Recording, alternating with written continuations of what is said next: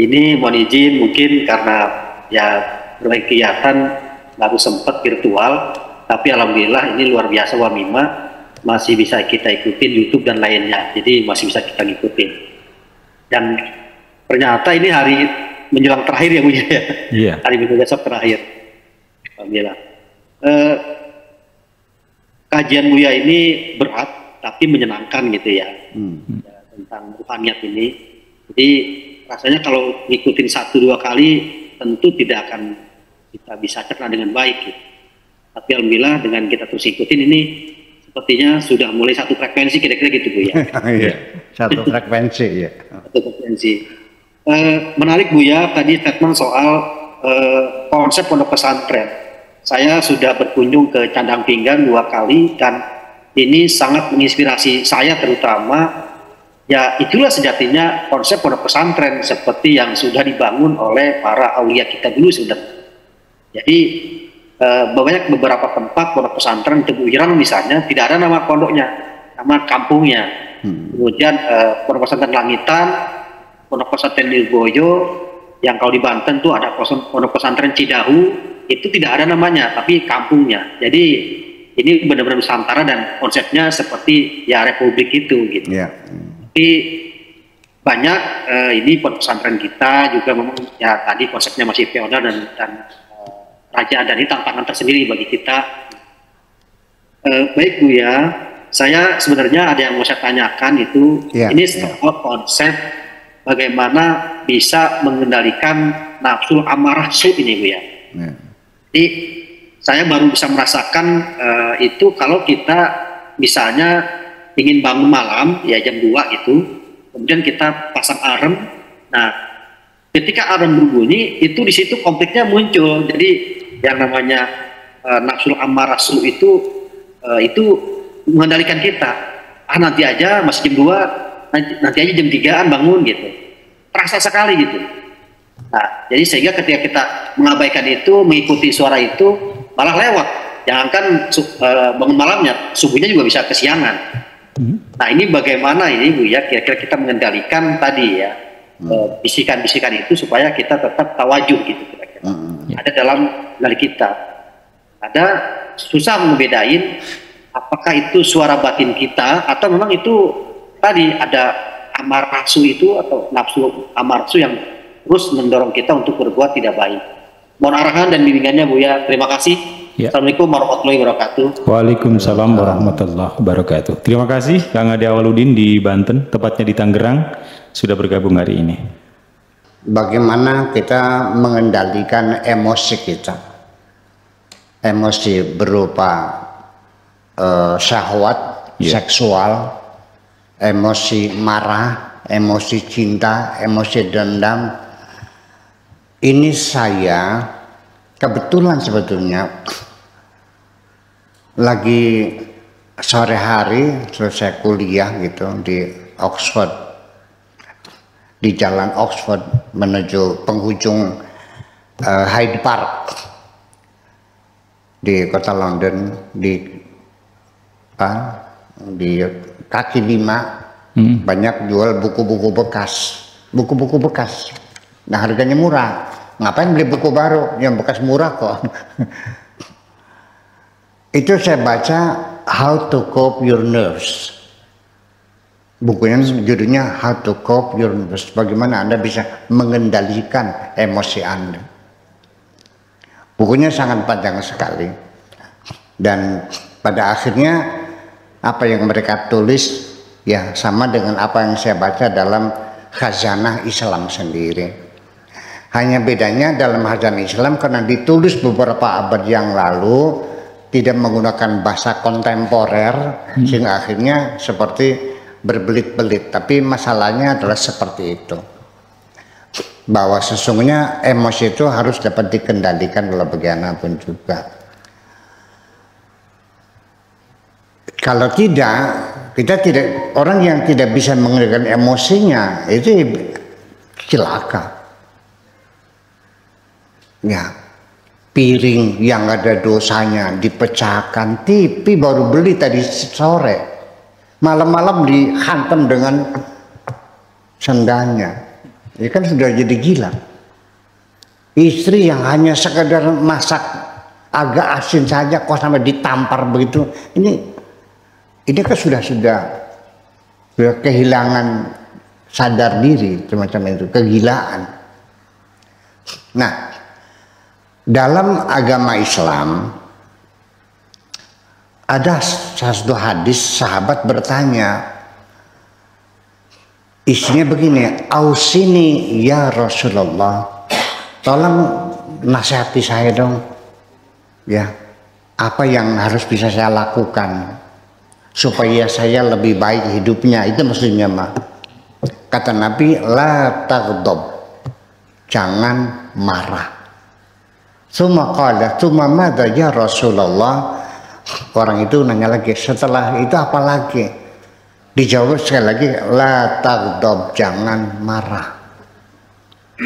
Lalu tanya lagi, summa madza ya Rasulullah? Qala la taghdab, jangan marah. Nah, ini bahwasanya kita mengusir setan, mengusir iblis yang menyatu dengan darah kita, mengalir di otak kita ini mengusirnya melalui mujahadah panjang, dengan puasa berbulan-bulan, dengan berzikir siang dan malam, betul enggak? Bahkan sampai mengurangi makanan-makanan hayawaniyah, ya, au ma yakhruju minal hayawan, daging-daging dihindari, kembali makan sayuran vegetable, berbulan-bulan untuk mengusir setan. Karena protein haiwan itu juga pengaruhnya secara psikologis tinggi juga gitu daripada dengan orang yang makan vegetarian, ya, itu lebih lembut orangnya. Nah, ketika setan itu sudah keluar, jangan dikira sudah selesai. Dia akan mengintai kapan dia bisa masuk lagi. Nah, makanya kita tutup pintu gerbang itu, jendela-jendela, jangan sampai setan bisa ngintip, jangan sampai bisa tahu. Kata Nabi dikatakan bahwa peluang terbesar setan masuk lagi ke dalam hatimu itu adalah ketika engkau sedang marah. Ketika engkau sedang marah, itu artinya pintu gerbang dibuka, masuk lagi. Nah, diusir lagi, masuk lagi. Kenapa setan masuk lagi? Karena di dalam hatimu banyak sarang-sarang yang ditinggalkan, anaknya, cucunya, cicitnya di dalam hatimu itu. Pasti burung itu kita lempar pakai batu, terbang, tapi sore hari dia datangnya yang anaknya di situ aja. Jadi bagaimana supaya setan pergi tidak pulang? Ya jangan dilemparin burungnya saja, pohonnya ditebang sekalian, habis selesai kan. Jadi frontal melawan iblis itu. Jangan, nggak perlu pakai siasat, pakai taktik, udah frontal aja lah. Perangnya perang di padang pasir, perang frontal. Kalau kita kan perang gerilya. Kalau di padang pasir mah nggak bisa, ya langsung berhadapan tank dengan tank, pesawat dengan pesawat. Nah itu semacamnya itu. Nah makanya salah satu yang menyebabkan kita sering kalah itu ya karena kita tidak bisa mengendalikan emosi ini. Nah makanya saya ulangi deh cerita semacam ini itu. Saya menceritakan seolah-olah seperti terjadi pada diri saya, tapi ini sebagai contoh saja. Jangan disebut orangnya, nanti nggak enak dong ya. Saya dipanggil ceramah ke Jakarta, ke BI. Acaranya jam 9 pagi. Hotel sudah di booking. Saya nginep di sana, paginya ceramah. Saya bilang, hotelnya buat saya aja deh, nggak usah di sini, duitnya aja buat ini berapa, hotelnya berapa, 2 juta, sini 2 juta. Saya berangkatnya malam dari sini, kan itu jam 1, jam 12 sampai Jakarta jam 6 pagi, kan begitu, langsung ke BI ceramah. Pas di Legok, tempat pelacuran, warung remang-remang Legok, banyak kempes. Ketika akan ganti ban serep, Keluarlah perempuan cantik jelita, masih muda lagi, dari warung remang-remang itu. Bertanya, itu setan loh. Setan yang berbentuk manusia. Iya. Sedang apa mas? Ganti ban. Dia menawarkan, kalau mau ganti oli, silahkan di dalam. Berdebar-debar nggak jantung saya, masih muda lagi. Di situ nafsu diri saya terangsang karena roknya cingkrang, masih mulus lagi pahanya. Buah dadanya masih kelihatan bulat kok, belum nembel belum. Berarti masih 17 aja lah, masih teenager. Di situ kan terjadi akhirnya antara malaikat-malaikat yang mendampingiku dan setan-setan yang menggodaku terjadi dialog. Kata setannya, ayo mumpung kesempatan ini, barang baru soalnya, newcomer ini, pendatang baru, yang muda lagi. Kata malaikatnya, ya kamu kan kiai, masa kan kalau kayak macam itu. Kata setannya, ya ini kan malam, jam 2 malam, gak ada orang, gak ada yang tahu kok. Kata malaikatnya lagi, jangan coba-coba, jangan bikin orang murtad. Orang banyak ngikut kamu, kamunya begitu gimana lagi? Kan bikin orang murtad. Kata setannya, ya gua gampang tobat. Jangan lakukan, malaikatnya. Saya lagi musim penyakit aid, kena penyakit aid loh.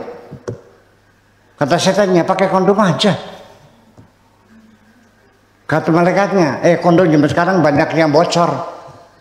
Kata setannya, di double aja. Kata malaikatnya, apa enaknya pakai kondom double? Itu terjadi dialog, bisa saya tuliskan kok.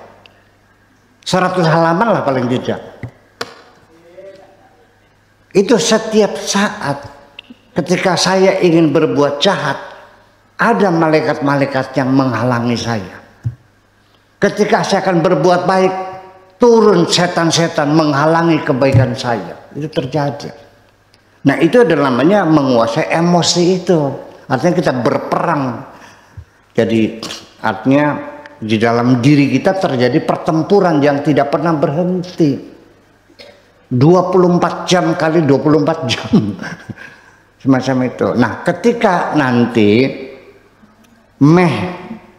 Anda sadar, saya ini bisa kalah ini.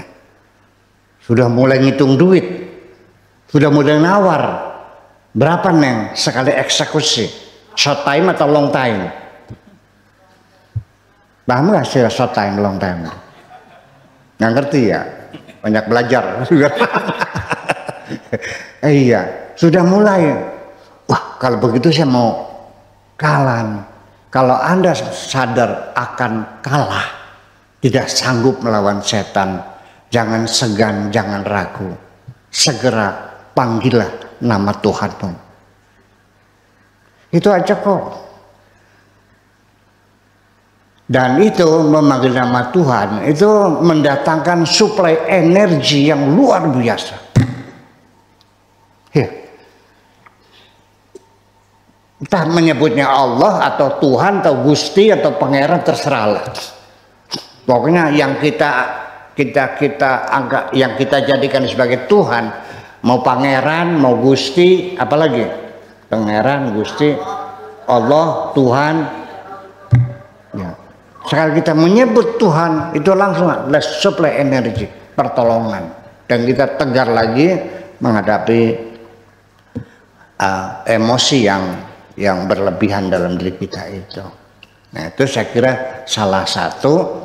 Nah dan nanti sesungguhnya salah satu porsi rumus formula dari kebahagiaan adalah 60% adalah kebahagiaan kita, keberhasilan kita memanage emosi, mengatur emosi. Kapan kita gembira, kapan kita susah, kapan kita, sekalipun kita lagi bertengkar dengan istri, ada mertua datang, diterusin nggak bertengkarnya sama istri? Yang kedong. Ada Mimi. Ntar kita urusin ntar malamnya. Sekarang berhenti dulu ya, oke? Oh, apa kabar? Mimi sehat, alhamdulillah. Itu betapa kita canggihnya. Ya dong. Kita kayak apa marahannya mau bertengkar dengan istri, anak-anak ke depan, masa bertengkar di depan anak-anak? Keluar yuk, mana ke sawah? Ada apa? Kita bertengkar sana. Yang di depan anak ini, yuk siap. Lu bawa sentong, gue bawa apa? Kodek. Iya. Mau pukul-pukulan sana. Iya. Tapi ketika kita bermesra, cuma meluk istri, mencium istri, nggak usah malu, nggak apa-apa anak-anak melihat kita. Malah itu menunjukkan mereka. Percaya nggak? Yeah. Kita terbalik. Kalau mencium istri di depan anak itu malu, disembunyikan. Kalau bertengkar di depan anak-anak, begitu kan? Betul nggak? Lucu kan jadinya. Kalau makan dipisah, orang tua dulu, anak belakangan. Kalau tidur bareng-bareng kan?